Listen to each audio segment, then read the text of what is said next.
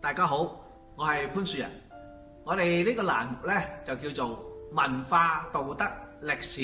嗱，點解你會開呢個欄目咧？就因為呢個社會嘅需求。哇，好多朋友就問我啦，潘老師，究竟我哋點樣可以學多啲嘢，同埋面對呢個未來嘅發展咧？咁樣，我就話呢三樣好重要喎，就係文化、道德同埋我哋要認識歷史。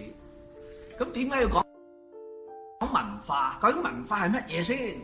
嗱，文化嘅範圍咧，其實都幾闊大。但簡單嚟講咧，文化就係我哋生活嘅一切嘅嘢咧，都係文化，包括我哋嘅衣食住行啦，我哋各方面嘅工作啊，我哋嘅用具啊，其實等等都係文化。所以咧，我哋講嘅文化就唔係淨係中國嘅文化，亦都包括西方嘅文化。因為而家我哋大家知道喺全世界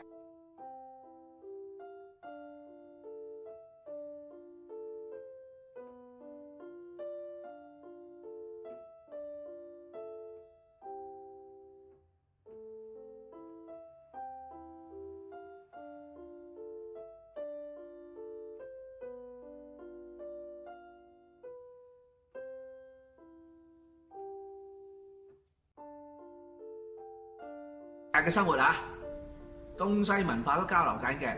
我哋去到邊度咧，都可能食到一個外國嘅西餐。嗱，亦都可以話去到每個地方咧，都有唐人街，都可以食到中餐。呢啲咪文化咯。但係我哋要深入了解呢個文化，就唔係簡單咯。我哋真係要咧慢慢去學習佢個文化嘅源頭、來源、佢嘅經歷，同埋喺嗰個人嘅生活上高咧。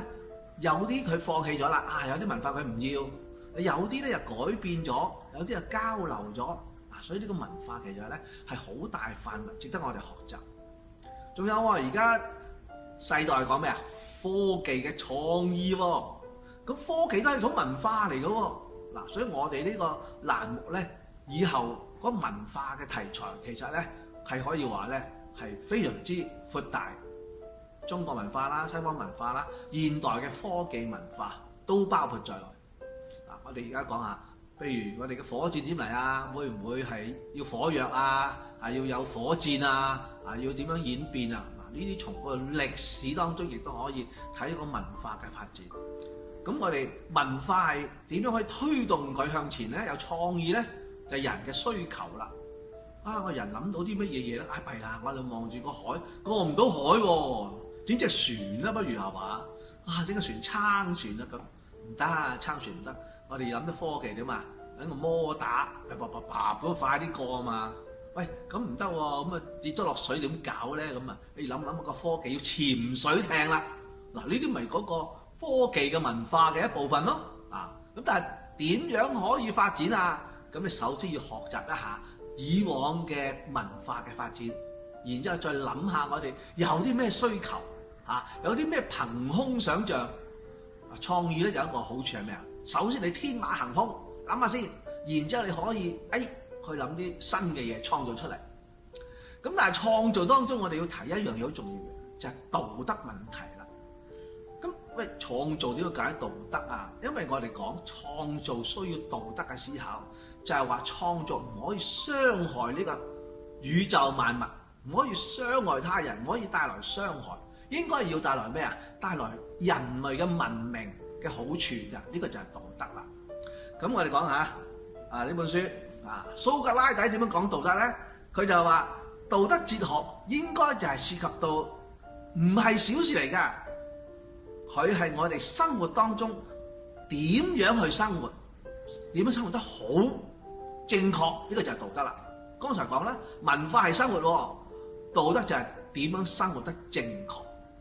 當我哋去發展科技嘅時候咧，好多人而家提及啦，喂，綠色科技嚟嘅我呢啲，即係點解啊？即係我唔會傷害個地球嘅，呢啲好啊，呢啲就係帶有道德嘅內涵。所以我哋人咧係當我哋人類繼續向前走，未來嘅人類會點咧？大家都諗住科技發展，但係科技發展同時，我哋應該諗一諗個道德。當然唔係淨係科技嘅人先係要講道德喎。原來中國人咧，話喺幾千年前孔孟嘅時代咧，已經討論道德。咁人點解要道德咧？乜嘢係道德咧？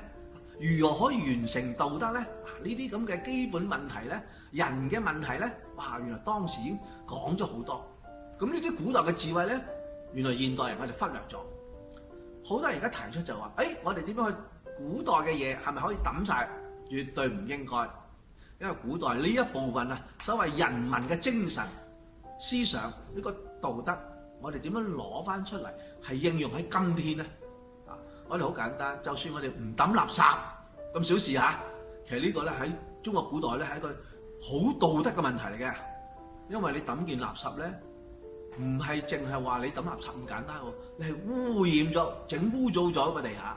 整污糟咗個地下，就令到嗰個國家嘅顏面冇咗。點解呢個國家咁冇衛生㗎？咁多垃圾㗎咁好多人嚟到呢個國家就唔嚟啦。我唔嚟旅遊，因為呢個國家好污糟，衛生唔好。而家講翻而家啱晒咯。疫情時代你如果嗰個國家唔衛生嘅，好多疫情嘅，你敢唔敢去？對唔住啦，你好好玩我都唔去啦。旅遊事業即刻就咩冇咗。所以呢個道德係好多事業後邊嘅支撐，所以我哋唔好忽略咗呢個道德包括我哋日常生活嘅點點滴滴，孝順父母尊師重道，其實呢啲都係一個好根本嘅道德問題。咁我哋話呢個係咪喺歷史上高先有用，現代冇用咧？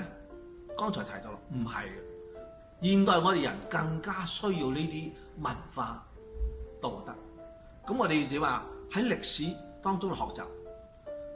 中國人咧係特別愛護歷史嘅喎。點解啊？因為我哋要將嗰啲記錄流傳落嚟。印度人咧就唔中意歷史嘅，冇乜記錄嘅，所以佢哋嗰個國家嘅文化咧，古代嘅歷史咧係好模糊。但中國人唔係，中國人好着重歷史，好尊重歷史。咁歷史點樣嚟嘅咧？原來就係以前做官嗰啲人咧嘅檔案資料嚟嘅。呢個我做官咁我寫低我做嗰啲乜嘢，做嗰啲乜嘢咁。當然有啲嘢做得好，做得唔好咁都寫低晒。到第二個官員接任你嘅職位嘅時候咧，佢就重新睇你嘅檔案咁樣，以前係咁做咁做。喂，呢啲做得啱喎，呢啲做得唔妥當喎，呢啲可以改善喎。佢又寫低佢自己嘅一啲嘅想法。咁佢做啦，做完之後咧，咁佢又可能調職又升級點啦？第三個人又再嚟做啦。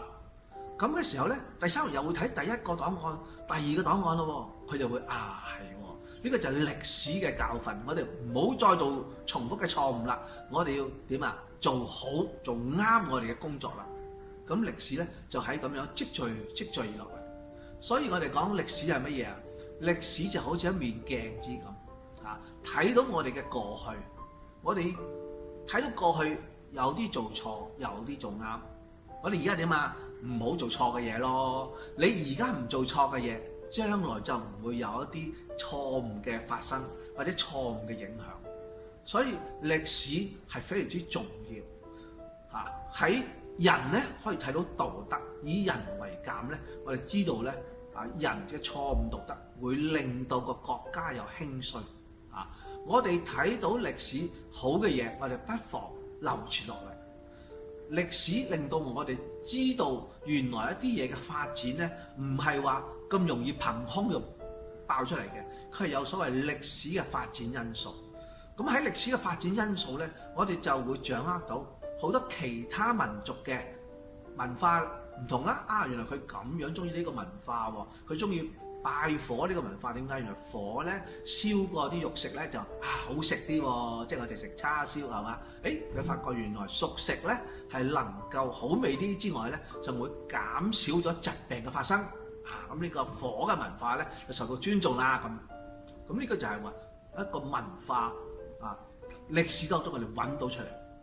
所以喺歷史嘅研習學習方面咧，我哋知佢嘅興，知佢個改變。